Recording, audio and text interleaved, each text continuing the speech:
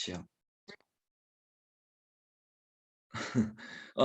잠언의 말씀은 우리에게 지혜자로 그리고 하나님을 경외하는 자로 하나님을 경외하는 자에게 생명이 샘이 되게 하시는 하나님의 은혜에 머무를 수 있는 기회를 우리에게 제공하는 것입니다.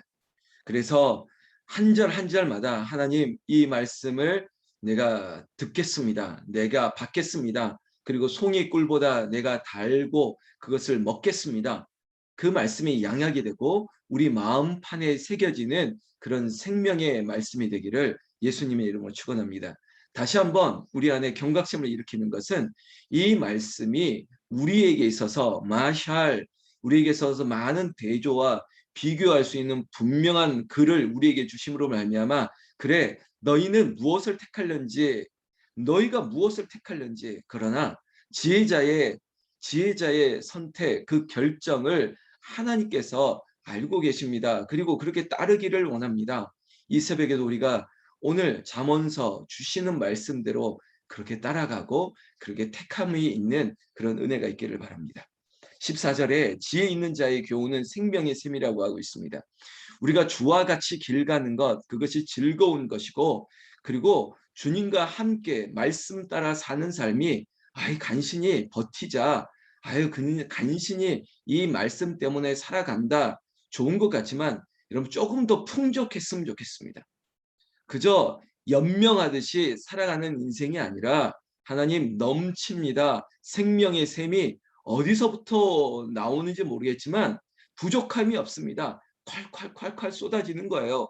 조금만 펌프질을 하면 우리가 조금만 무릎을 꿇더라도 하나님께서 쏟아주시고 우리에게 부어주시고 터져나오는 은혜가 생명이 지혜가 마치 샘이 솟듯 일어나는 것이죠.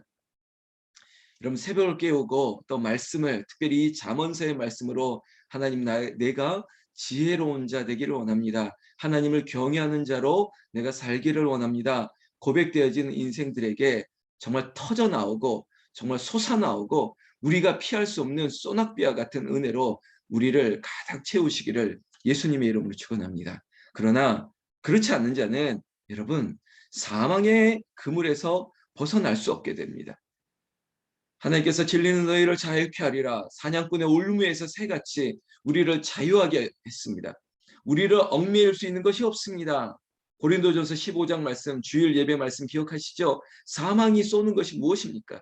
우리를 아무리 집어삼키려 할지라도 우리를 사망의 그물로 에워싼다 할지라도 그것들을 다 뚫게 하십니다.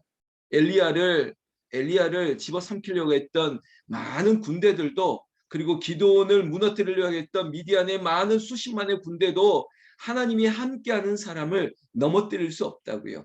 우리가 생명샘을 얻었습니다. 이것은 넘쳐 흘러갑니다. 그리고 하나님을 경외하는 자에게는 하나님께서 지켜주시고 보호하시고 하나님께서 우리를 부드럽게 마치 기름 바른 것처럼 우리는 미끄러지듯 가는 인생을 주신다는 것이죠. 여러분 15절 말씀 보면 선한 지혜는 은혜를 베푸니 사악한 자의 길은 험하니라 라고 얘기하고 있습니다. 제가 표현하는 워딩이 이겁니다. 부드러워지는 거예요. 그냥 미끄러지듯 가는 인생이에요. 우리 인생이 그렇게 막 이렇게 삐걱거리거나 거칠 것이 별로 없어요.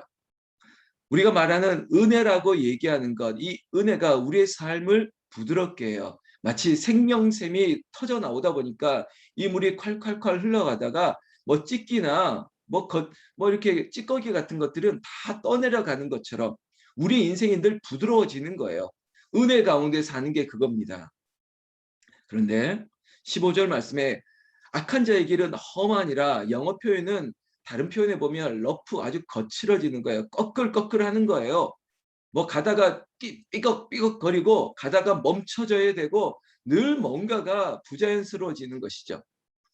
내 힘으로 하려고 하는 것은 자꾸 힘만 들어가지 멈춰섭니다. 그리고 삐걱거립니다. 주변에 있어서 찔리고 막 그런 일들이 일어납니다. 여러분 은혜로 살아야 되고요. 은혜가 우리에게 생명샘처럼 흘러가야지 거기에 부드럽게 떠내려가고 미끄러지는 인생이 되는 것이죠. 선포합니다. 새벽을 깨우는 저와 여러분들, 우리 홍은제일교회가 하나님의 은혜 가운데 우리의 인생이 부드러워지고 교회의 모든 것들이 부드러워지고 우리의 신앙생활이 부드러워지는 은혜가 임하는 그런 저와 여러분들 되기를 예수님의 이름으로 축원합니다. 여러분 아멘 하세요. 축원합니다. 그렇게 되셔야 됩니다. 제가 어제 춘천을 좀 다녀왔거든요. 제가 월요일 날 저도 좀 쉬어야 되는데 그러나 쉬는 것보다 좀 운동 좀 하자 하고 춘천을 다녀왔는데 제가 자전거를 타고 갔잖아요. 자전거를 타면 저희 집에서 제가 딱 도착하는 곳까지 어제 딱 123km였거든요. 편도 123km입니다. 123km를 자전거로 좀 열심히 타면 한 5시간 안짝으로 탈 수 있거든요.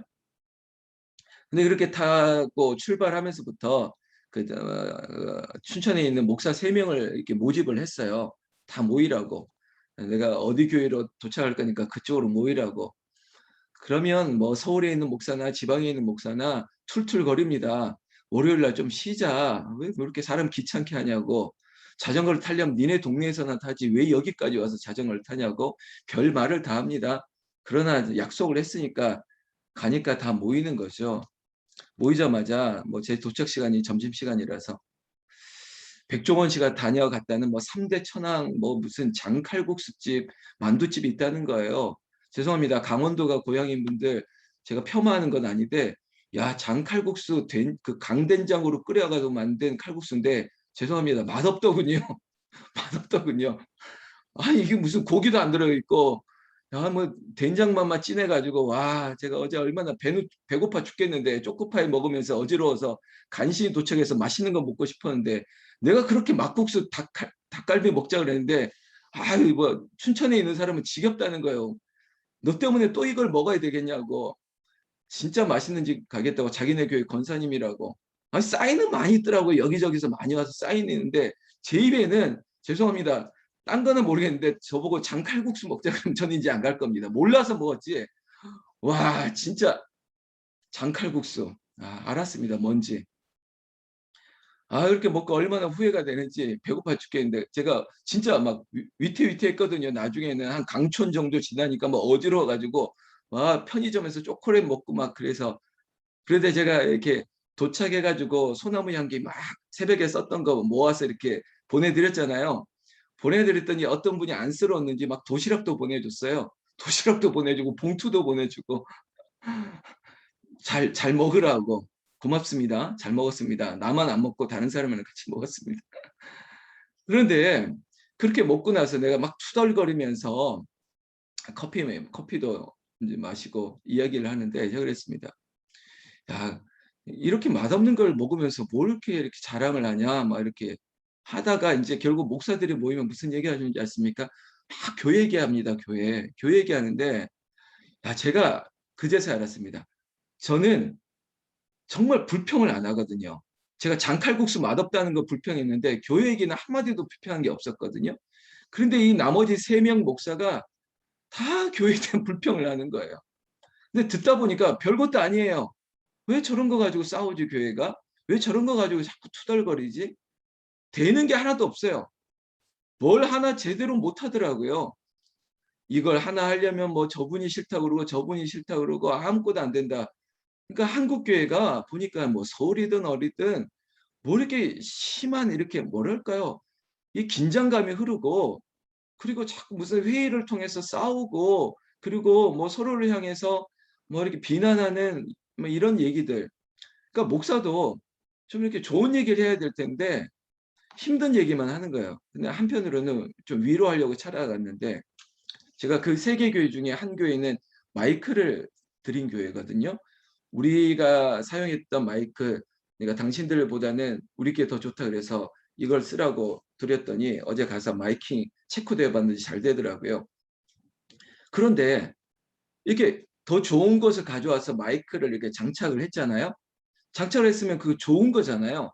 그런데 그 마이크를 해줬던 분이 왜 내 허락 받지도 않고 이 마이크를 바꿨냐 가지고 또 시험에 들었다는 거예요.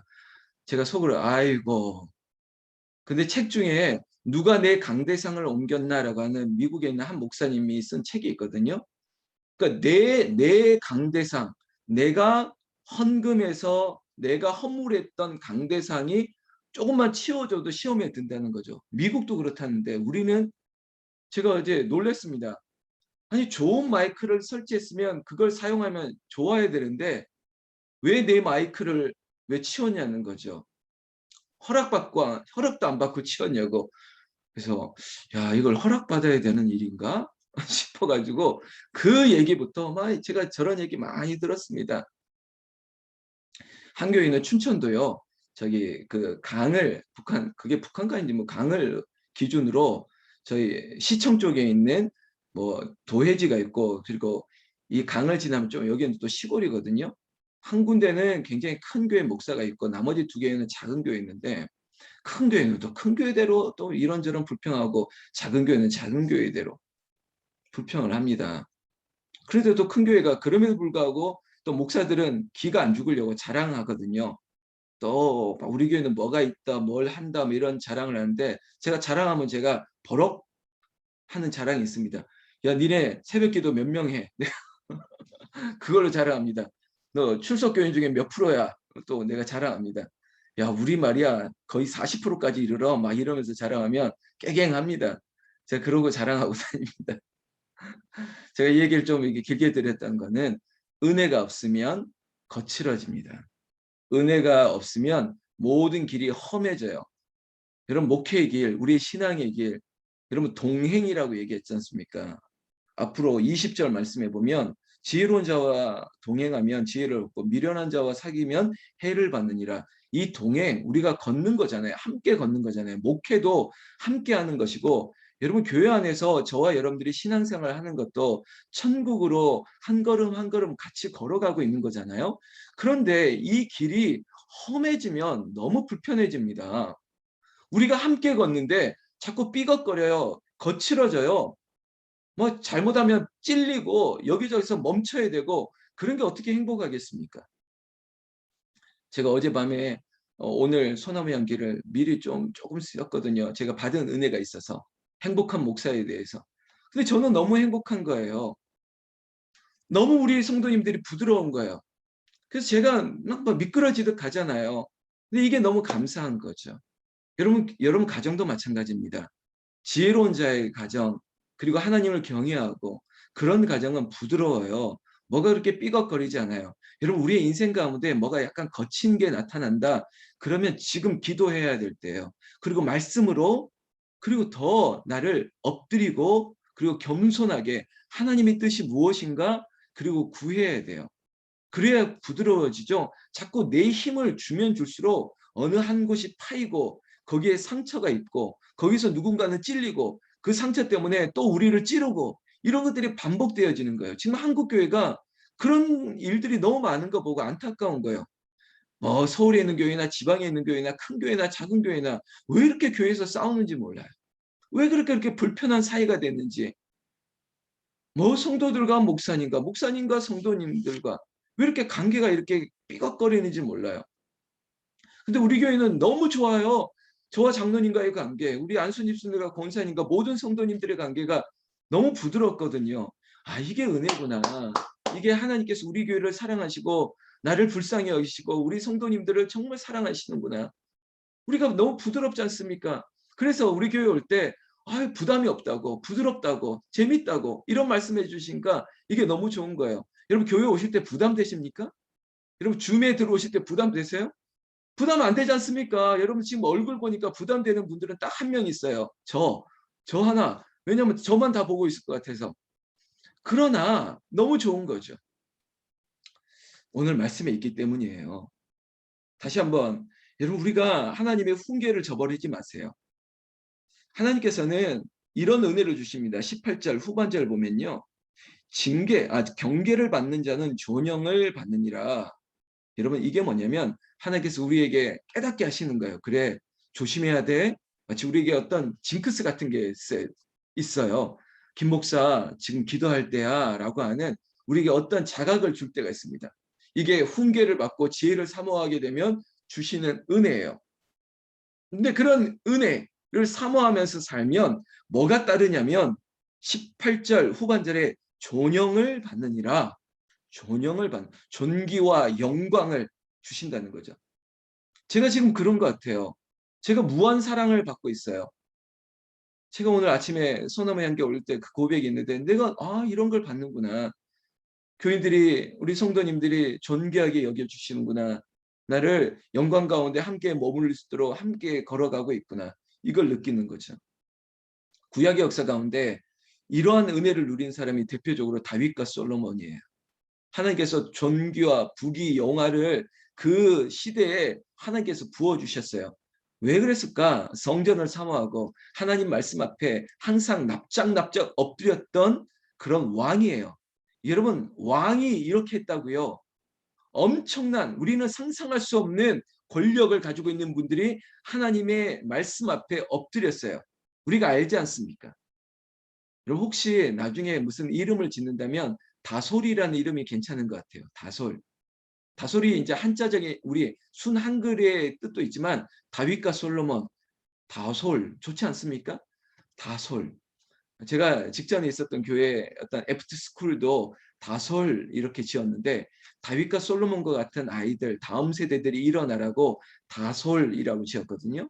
우리의 자녀들이 존귀와 영광을 얻기를 원합니다. 이 자리에 새벽을 깨우는 여러분들의 자녀들에게 존영을 하나님께서 주시기를 예수님의 이름으로 축원합니다. 그러려면 20절에 지혜로운 자와 동행하라요. 여러분 지혜의 근원이 어디에 있습니까? 하나님에게 있습니다. 하나님과 동행하고 또 우리가 서로 경책할 수 있고 서로 경계할 수 있고 서로를 향해서 겸손하게 낮출 수 있는 사람들과 만나야 돼요. 제가 일부러 신앙적인 교제 위해서 목사들을 제가 굉장히 막 이렇게 모으는 목사입니다. 뭐 제가 막 정치하려고 모으는 건 아니고요. 목사들이 자꾸 고립되면 범죄를 해요. 실수를 해요. 돈도 그렇고요. 이성도 그렇고 권력도 마찬가지입니다. 다른 데서 위로를 자꾸 받으려고 그래요. 건강한 목사들은 운동도 하고 목사들끼리 막 어울려야 되는데요. 자꾸 혼자 외롭고 고립되다 보니까 엉뚱한 짓을 하는 거예요. 왜 다른 여자한테 왜 위로를 받으려고 그래요? 왜 엉뚱하게 돈 가지고 위로받고 다른 데 교회에서 자꾸 거칠어지니까 전혀 모르는 다른 교회 가면 당연히 좋아하죠. 이런 뭐 하나 좋은 설교 하나 가지고 밖에 가면 그냥 나이스 그냥 처음 보는 사이니까 좋은 것만 보잖아요. 그러니까 부드럽죠. 근데 거기에 맛보기 시작하면 교회 말고 자꾸 바깥으로 도는 거예요. 그러니까 이 목사들이 실수하는 게 딱 세 가지라니까요. 야, 총회판에 가니까 늘 봉투 챙겨주지. 처음 새로운 교회 가면 늘 좋다고만 그러지. 그리고 혼자 있다 보니까 외로우니까 엉뚱한 짓 하지. 이런 게 문제라는 거죠. 그래서 제 친구들이나 후배들한테 야, 목사들이 잘 놀아야 돼. 자꾸 밝은 데 자꾸 나가. 산에 가고 그리고 운동하고 그렇게 목사들끼리 어울리고 서로를 향해서 믿음으로 동행하고 우리가 말하다 보면 때로는 이렇게 쓴소리 하거든요. 야, 네가 잘못했네. 네가 그런 데서 왜 그런 말을 하냐. 네 태도가 잘못됐네. 그래서는 안 되지. 장로님들에게 그렇게 말하는 게 아니지. 네가 성도들 앞에 좋은 비전을 제시해야지. 지금 너 분명히 너 먹고 살 거 네가 앞으로 무슨 은퇴 예우하고 앞으로 어떻게 살아갈까 이거 고민하고 있네. 난 친구들한테 그런 고민하거든요. 막 벌써부터 뭐 노후 준비한다. 은퇴. 그래서 뭐 연금을 뭐 들고 있느냐. 교회에서는 얼마 부어주고 있느냐. 이게 대화의 주제예요. 그럼 제가 콧방귀를 껴요. 저보고 저보고 그래요. 너는 뭐 교회에서 무슨 연금을 두고 뭘 하냐요. 그럼 제가 그래요. 나 아무것도 안 하는데 여기 장로님이 들어왔으니까 증인인데 제가 뭐 총회 연금을 듭니까? 뭐 교회에서 뭐 직전 목사님께서는 뭐 무슨 보험도 들었다 그러는데 근데 저는요. 아, 돈 아깝습니다. 그거 매월 붓는 거 아까우니까 아낍시다. 저 아무것도 안 하고 있습니다. 그래도 당당해요. 아, 뭐 그때 되면 하나님께서 알아서 채워주시겠지. 제가 그런 거 있어요. 제가 지금 저를 보존하기 위해서 안 하거든요. 근데 이 목사들이 다 위임받아 가다 보니까 막 시집살이해서 그런지 살궁리만 해요. 아, 그게 주제이니까 제가 거기다가 쓴소리를 한다니까요. 근데 그게 그 친구들한테도 좋고 저한테도 좋고 제가 말하는 것은 그렇게 서로를 향해서 경계하는 거예요. 여러분 혹시 집안에서도 쓴소리하는 믿음으로 신앙적인 깨우침을 주시는 분이 있다고 생각하면 그게 은혜라고 생각하세요. 그런데 겸손해야죠. 지혜롭게 해야죠. 내가 기도했더니 당신 그렇게 하면 안 되다, 안 돼, 막 이러지 마시고 겸손하게 섬기면서 그 타이밍이 중요한 것이죠. 그러나 우리가 항상 말씀 앞에 우리를 깨우칠 수 있는 관계를 사모하세요. 주와 동행하고 그런 교회에서 또 그런 성도님들과 함께 동행하고 지혜를 얻고 하나님이 주신 은혜대로 부드러워지기를 그렇게 사모하시기를 예수님의 이름으로 축원합니다. 오늘 마지막 9절 중에 24절 특별히 우리 자녀들에게 지혜의 말씀으로 훈계를 아끼지 마십시오. 제가 친구들에게 쓴소리 하듯이 특별히 24절에 보면 매를 아끼는 자 그의 자식을 미워함이라 자식을 사랑하는 자는 근실히 징계하느니라. 여러분 사랑의 매 그것이 정말 물리적인 회초리뿐만 아니라 그게 아니더라도 우리가 경계할 수 있는 방법이 맞습니다. 여러분 말씀 앞에 기준을 분명히 두고 사세요. 여러분 감정이냐 아니냐는 맞는 사람이 알아요. 우리 아버지가 이렇게 혼내는 게 이게 감정이 아니라 우리 아빠는 술만 먹고 오면 자꾸 화를 낸다고. 우리 엄마는 괜히 막 부동산 문제로 스트레스 받으면 막 잔소리한다고. 이런 게 받는 사람은 알아요. 그러나 혼낼 때는 반드시 혼내야 됩니다. 말씀으로 우리 엄마가 저렇게 하는 것은 이유가 있겠구니 라고 알 정도로. 여러분 마지막으로 여러분들에게 축복하면서 경계드리는 것은 여러분들이 다음 세대, 여러분들의 자녀와 여러분들의 손들을 후손들을 믿음으로 일으키시기를 믿음으로 경책하시고 훈계하는 여러분들 되시기를 예수님의 이름으로 축원합니다. 그 기준으로 가정이 세워지고 믿음의 명문 가문을 일으키시를 예수님의 이름으로 축원합니다. 축원합니다. 기도하겠습니다.